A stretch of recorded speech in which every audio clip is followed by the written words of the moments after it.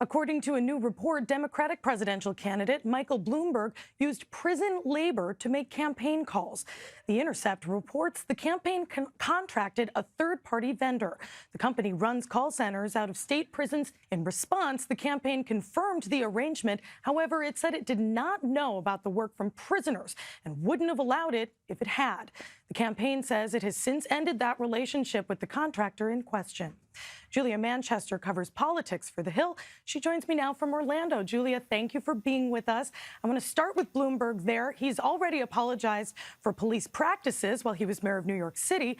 So does a story like this open him up to attacks from his competitors?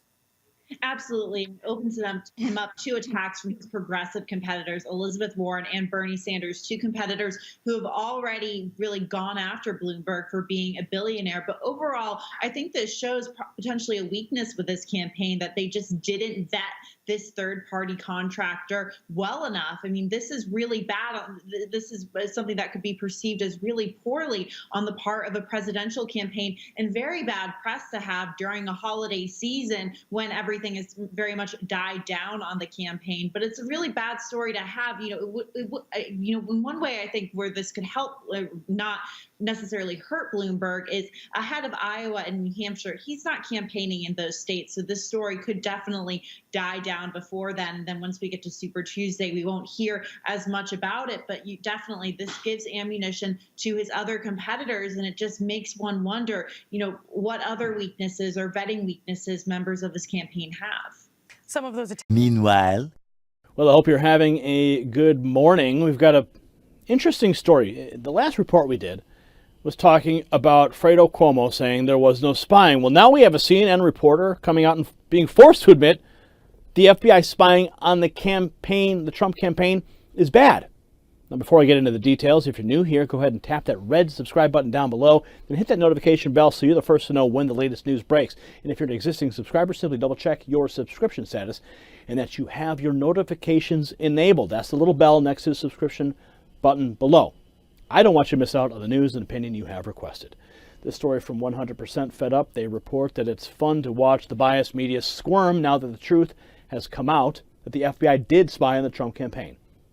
A CNN panel discusses how the FBI purposefully lied and spied on Trump, with one reporter claiming, quote, "This is a very bad fact set." Watch. On the line. But this part is damning. I want to listen here. Senator Lindsey Graham is talking to him about Carter Page and the foreign intelligence surveillance warrant that allowed the FBI to have surveillance on an American citizen who was a Trump campaign advisor. An incredibly sensitive question to put to the courts. Mr. Horowitz said, yes, they had probable cause to get the initial warrant.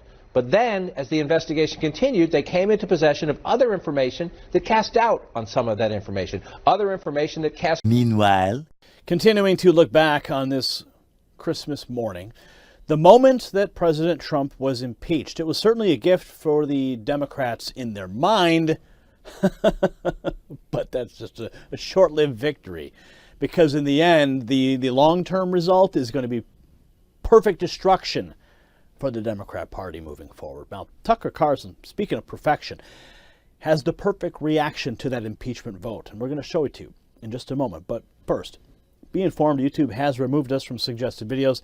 They have admitted this, in fact, and they are actively suppressing our reach by surfacing CNN and MSNBC. They call it authoritative news, which is a joke.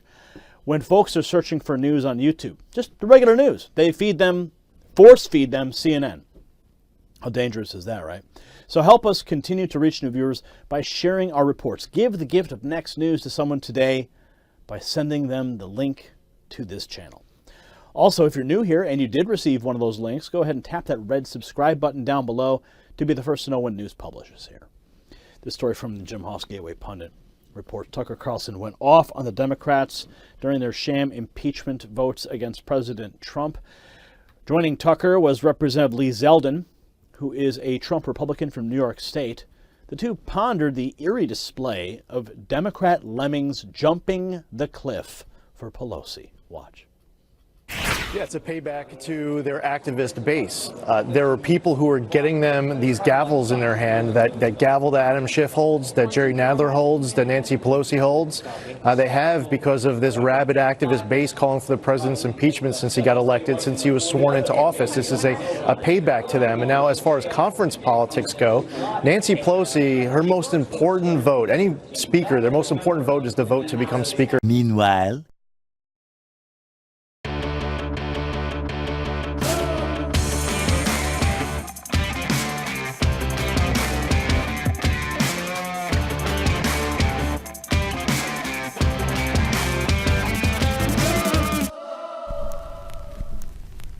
I always say I hate polls. I think they're stupid, and I never believe them. Neither should you. Especially when only a few thousand people are surveyed, and then the survey concludes that, like, all of Americans believe this thing based on these 2,000 people's answers. It's absurd. I never believe them, and nor should you. This is a good example of what I'm talking about. A new poll from Harris and the Purple Project surveyed about 2,000 people across the U.S. Now, the U.S. has more than 327 million people in it. 327 million people. So 2,000 is no kind of scientific sample if you ask me. However, the poll was about something interesting to me, so let's talk about it a little bit. Okay, so first, this is what the poll... meanwhile, Now we're going to go to Rebecca Jarvis. She is here to show you what to do if you didn't quite get the gifts on your list. Well, Rebecca, Merry Christmas to you. And there are some key things you need to know about when you can make those returns. Yes, that's right, Michael. We all got the gifts we want, of course. Merry Christmas. But almost 80% of people plan to return at least one gift this year. We all know it's the thought that counts, but sometimes you have to wonder if there was any thought to begin with. Well, good news, there are plenty of ways you can turn things around. It's the most wonderful time of the year to turn that lump of coal into a diamond. Americans return nearly $100 billion worth of gifts over the holidays. And if returns are in your future, keep in mind the window to make the swap can be short.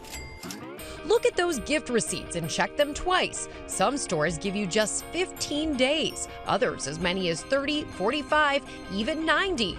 A number of the largest retailers, including Walmart, Target, Best Buy, and Amazon, extend return policies over the holidays. But beware, not all products are included under that umbrella. One standout being electronics. If you're dreading that frenzied trip to the mall, don't stress just yet. Many stores now offer free shipping on gift returns, making your post-holidays less of a hassle. If you do decide to brave the crowds, the busiest day for returns are historically December 26th and 27th. Finally, turn those unwanted gift cards into cash with apps like Gift Card Granny and Card Pool, which now has gift card exchange kiosks inside stores like Target, where you can instantly turn your gift card into cash. And remember, the days and weeks ahead are the most wonderful time of the year to stock up on heavily discounted holiday decor, bedding, winter wear, and exercise equipment. Guys, if you didn't shop enough before the holiday, there's still more deals to be had. always a sale. Always. Thank you so much. Hi, everyone. George Stephanopoulos here. Thanks for checking out the ABC News YouTube channel. If you'd like to get more videos, show highlights, and watch live event coverage, click on the right over here to subscribe to our channel. And don't forget to download the ABC News app for breaking news alerts. Thanks for watching. Meanwhile, Britain's embattled Prince Andrew made a rare public appearance on this Christmas morning. He was seen walking with his brother, Prince Charles, attending an early church service. Andrew did not attend a later service with Queen Elizabeth and other members of the royal family. Charlotte Gallagher, with our partners at the BBC, is covering the royal Christmas, wrapping up a year that the Queen described as quite bumpy. Good morning from Sandringham, where the royal family are enjoying their traditional Christmas Day service in the church behind me. And there'd been huge speculation about which members of the royal family would attend today. Prince Philip, the Queen's husband, he's just been released from hospital and he didn't come to church today. Prince Andrew, the Queen's son, with all the headlines and rumours surrounding his friendship with the convicted sex offender Jeffrey Epstein, he wasn't here either. But we did see two of the youngest royals, Prince George and Princess Charlotte. They're the eldest children of Prince William and Catherine. They did come to the church today state for the first time. And there was huge excitement when the crowds of people saw them arriving, lots of photos being taken, people even handing them presents. The Queen has described this year as bumpy, and there have certainly been negative and positive headlines about the royal family. But hundreds of people queued from the early hours of this morning to see them. So it just shows here in Britain at least, their popularity remains high. Charlotte Gallagher, BBC News for CBS News, Sandringham.